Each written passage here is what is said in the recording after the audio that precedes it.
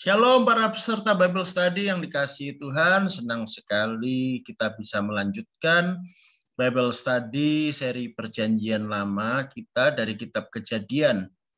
Sekarang kita akan belajar mengenai Esau dan Yakub dari Kejadian 25 ayat yang ke-19 sampai ayat ke-28.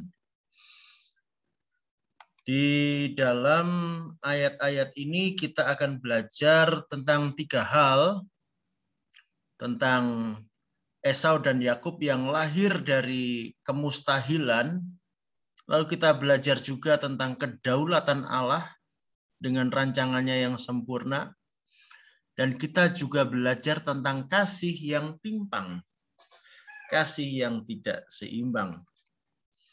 Apa saja 3 hal ini? Mari kita perhatikan satu persatu. Sebelumnya saya harap kita semua sudah menyempatkan membaca Kejadian 25 ayat 19 sampai 28 ya, supaya kita bisa sama-sama mengikuti, memahami apa yang kita pelajari hari ini. Baik, kita mulai dengan poin yang pertama, lahir dari kemustahilan. Kita akan membaca Kejadian pasal 25 ayat 20. Dan Ishak berumur 40 tahun ketika Ribka anak Betuel orang Aram dari Padan Aram, saudara perempuan Laban orang Aram itu, diambilnya menjadi istrinya. Jadi di sini kita mendapatkan informasi bahwa Ishak menikah di usia 40 tahun. Nah,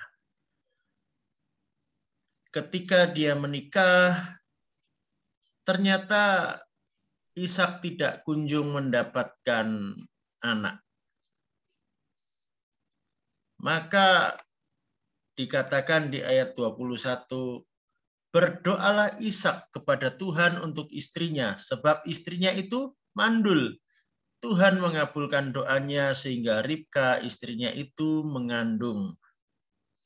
Nah, jadi ada waktu menunggu yang lumayan panjang dari sejak dia menikah sampai akhirnya Ribka mengandung dan melahirkan anak.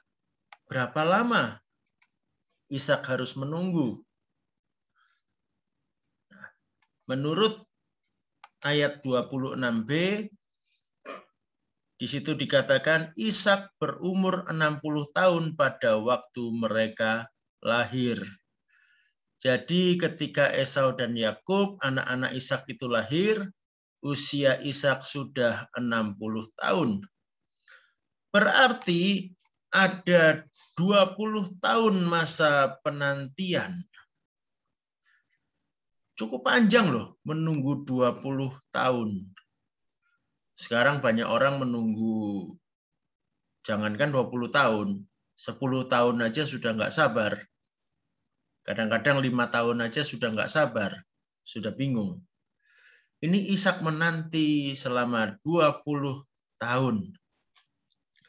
Dan di dalam masa penantiannya di 20 tahun itu ada pertentangan antara kemustahilan dunia ini, yaitu kenyataan bahwa istrinya mandul, yang kita baca di Kejadian 25 ayat 21, dengan kepastian janji Allah yang sudah diberikan lewat Abraham. Aku akan membuat keturunanmu sangat banyak. Saudara bisa baca salah satunya di Kejadian 22 ayat 17. Bagaimana ini? Kenyataan yang terlihat oleh mata, istrinya mandul. Jelas tidak mungkin memiliki anak. Sedangkan ada janji Allah yang katanya pasti ditepati bahwa dia akan mendapatkan keturunan sangat banyak. Bagaimana mungkin itu bisa terjadi? Nah, di dalam situasi seperti ini, kita perlu belajar seperti Ishak. Apa yang dia lakukan? Alkitab berkata di dalam Kejadian 25 ayat 21, berdoalah Ishak kepada Tuhan. Berdoa. Artinya Ishak menggantungkan harapannya kepada Tuhan. Di saat dia melihat kenyataan kok tidak seperti yang dijanjikan Tuhan, bagaimana ini? Ishak datang kepada Tuhan. Dan doa Ishak adalah doa di dalam kepastian janji Allah yang melampaui kemustahilan dunia. Dan kita melihat kenyataan memang Allah menepati janjinya. Sama seperti Sarah yang mandul mendapatkan mukjizat bisa melahirkan Ishak, maka sekarang Ribka yang mandul mendapatkan mukjizat bisa melahirkan Esau dan Yakub. Seberapa sering kita pun mengalami situasi yang sama. Rasanya apa yang dikatakan firman Tuhan kok tidak cocok dengan kenyataan yang kita alami. Mengapa seperti ini? Kenyataan kok tidak sesuai apa yang dijanjikan Allah. Apakah Allah salah berjanji? Apakah janji Allah itu hanya omong kosong? Tidak, saudara. Bagian kita adalah menantikan dengan tekun, berdoa di dalam kepastian janji Allah. Nah, dari bagian ini ada beberapa pertanyaan yang saya ingin kita diskusikan. Yang pertama, mengapa Tuhan izinkan Ishak memperoleh istri yang mandul? Aneh kan, Tuhan menjanjikan keturunan banyak, kok dikasihnya istri yang mandul? Apa Tuhan kurang kerjaan? Lalu yang kedua, mengapa Tuhan menunggu sampai 20 tahun untuk mengabulkan doa Ishak? Kenapa enggak setahun aja atau 5 tahun aja? Kenapa harus sampai begitu lama? Kira-kira kenapa ya? Coba dipikirkan. Lalu ada satu lagi. Nah, menurut saudara, apakah pengalaman iman Abraham memberi dampak pada iman Ishak dalam menantikan janji Allah tentang keturunan? Bagaimana pengaruhnya kira-kira? Nah, ini coba didiskusikan ya. Sekarang kita masuk pada bagian yang kedua, tentang kedaulatan Allah. Sekali lagi kita baca Kejadian 25 ayat 21. Berdoalah Ishak kepada Tuhan untuk istrinya, sebab istrinya itu mandul. Tuhan mengabulkan doanya, sehingga Ribka istrinya itu mengandung. Perhatikan, Tuhan mengabulkan doanya. Otoritas ada di tangan Tuhan. Dialah yang menentukan segalanya.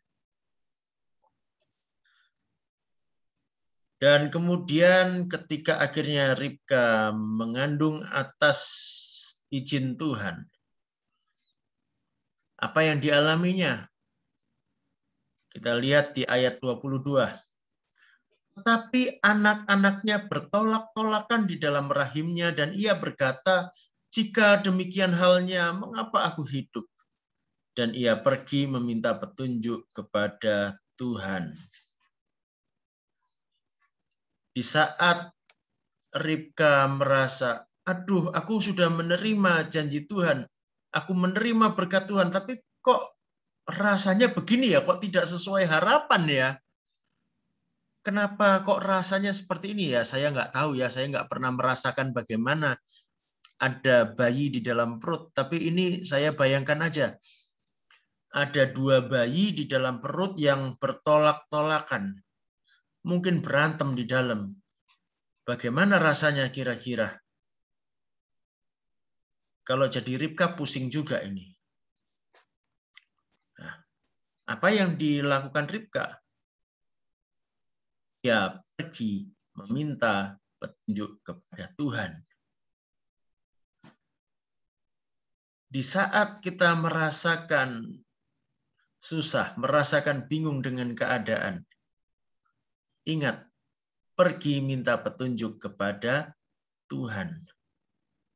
Karena Tuhanlah yang merancang segalanya. Tuhanlah yang berkuasa atas segalanya. Setelah Tuhan mengabulkan doanya, lalu Ribka pergi minta petunjuk kepada Tuhan. Petunjuk dari Tuhan bunyinya bagaimana? Kita baca di dalam ayat berikutnya. Firman Tuhan kepadanya, 2 bangsa ada dalam kandunganmu, dan 2 suku bangsa akan berpencar dari dalam rahimmu. Suku bangsa yang satu akan lebih kuat dari yang lain, dan anak yang tua akan menjadi hamba kepada anak yang muda. Wah, ini petunjuk Tuhan ini aneh. Perhatikan, 2 bangsa ada dalam kandunganmu. Oke, itu masih bisa diterima. Jadi anaknya kembar. Dan masing-masing akan melahirkan sebuah bangsa. Ada 2 suku bangsa akan berpencar dari dalam rahimmu. Oke, jelas, bisa diterima. Tapi bagian berikutnya ini aneh. Sangat bertentangan dengan budaya saat itu. Suku bangsa yang satu akan lebih kuat dari yang lain, dan anak yang tua akan menjadi hamba kepada anak yang muda. Ini aneh kan? Di mana-mana bahkan sampai zaman sekarang pun rasanya yang pegang kekuasaan tertinggi tetap anak yang tua kan? Pada umumnya yang mendapat prioritas anak yang tua. Tetapi ini dikatakan anak yang tua akan menjadi hamba kepada anak yang muda. Saudara, bagaimana sikap kita di saat ternyata petunjuk Tuhan itu tidak sesuai pandangan umum, tidak sesuai harapan umum? Kok rasanya aneh? Apakah kita akan tetap menerima kedaulatan Allah di dalam kesempurnaan rancangannya? Atau kita akan protes kepada Tuhan? Nah, kita akan lihat kenyataannya ketika lahir apa yang terjadi. Di dalam ayat 25 sampai 26 kita baca demikian. Keluarlah yang pertama, warnanya merah, seluruh tubuhnya seperti jubah berbulu. Sebab itu ia dinamai Esau. Sesudah itu keluarlah adiknya, tangannya memegang tumit Esau. Sebab itu ia dinamai Yakub. Ishak berumur 60 tahun pada waktu mereka lahir. Nah, perhatikan yang saya tandai ya. Yang pertama, jadi yang tua, yang lahir duluan, siapa dia? Esau. Dan dikatakan tubuhnya seperti jubah berbulu. Ya, memang Esau itu artinya berbulu. Jadi dikasih nama sesuai keadaannya ya. Nah, yang unik ini adiknya ini. Apa yang dilakukan adiknya? Tangannya memegang tumit Esau. Sebab itu ia dinamai Yakub. Yakub itu artinya tumit. Orang Jawa bilang tungkak. Nah. Jadi sejak lahir, Yakub ini sudah tidak tinggal diam. Esau lahir duluan, tetapi Yakub memegang tumit Esau. Ya. Jadi luar biasa bayi Yakub ini. Itu menunjukkan memang Yakub ini punya daya ya. Nah, di sini kita melihat sesuatu yang tidak biasa, tapi kenyataannya memang itu yang ditetapkan oleh Tuhan. Itu yang dirancangkan oleh Tuhan. Di sini ada beberapa pertanyaan lagi yang perlu kita pikirkan. Kira-kira apa yang hendak diajarkan Allah kepada Ishak dan Ribka dengan menyatakan bahwa Yakub yang lebih muda itu akan lebih kuat dari Esau, akan lebih berkuasa daripada Esau kakaknya. Sedangkan Esau itu anak pertama.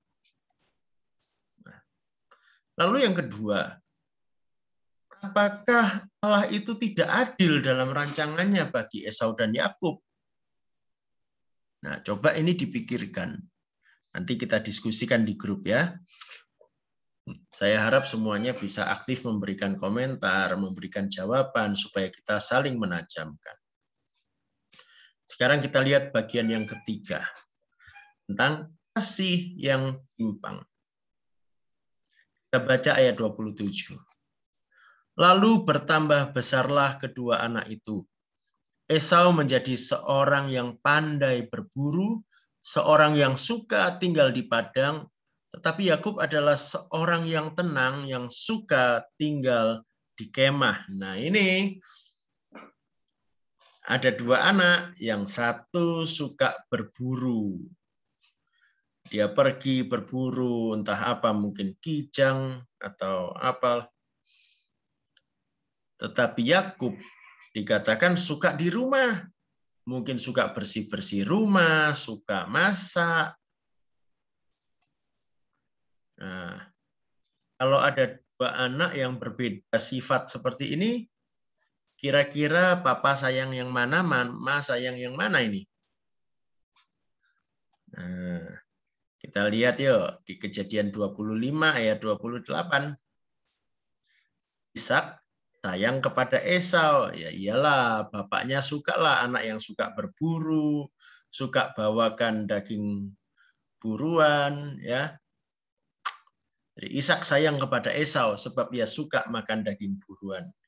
Tetapi Ribka, sang mama, kasih kepada Yakub. Yakub suka di rumah, bantu-bantu mamanya. Ya. Kelihatannya wajar ya kalau ada perbedaan rasa sayang seperti ini. Tetapi apakah ini benar? Ya. Kalau kita perhatikan rancangan Allah atas tiap anak berbeda, ya memang. Karakter tiap anak berbeda. Ya, jelas karakternya beda.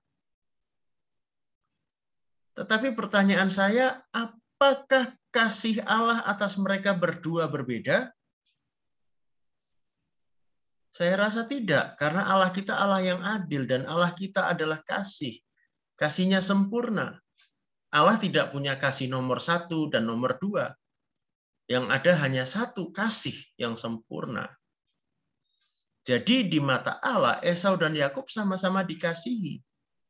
Seimbang.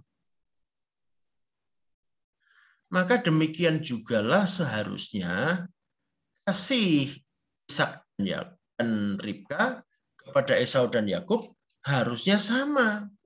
Sama rata, sama-sama disayang. Sama-sama dikasihi sebagai anak yang dipercayakan Tuhan kepada mereka. Tapi kenyataan terjadi pilih kasih, yang satu lebih sayang kepada kakaknya, yang satu lebih sayang pada adiknya. Ini dampaknya besar karena rasa sayangnya berbeda, cara memperlakukannya berbeda, cara mendidiknya tentu juga berbeda. Akhirnya pembentukan karakter kedua anak ini pun berbeda. Dan akhirnya masa depannya pun sangat terpengaruh. Nah, di sini coba dipikirkan. Pilih kasih terhadap anak itu dosa atau enggak ya? Nah, yang sudah punya anak mungkin bisa sharing ya, bagaimana di dalam keluarga. Lalu yang kedua, bagaimana supaya sebagai orang tua kita bisa memberikan kasih secara adil kepada anak-anak. Rasanya memang sulit, tapi harusnya bisa. Ya, sekali lagi, papa-papa, mama-mama, opa-opa, oma-oma mungkin bisa sharing pengalamannya supaya bisa membagi wawasan untuk yang lebih muda, ya. Nah, ini yang saya sampaikan hari ini. Jadi sekali lagi ada 3 poin.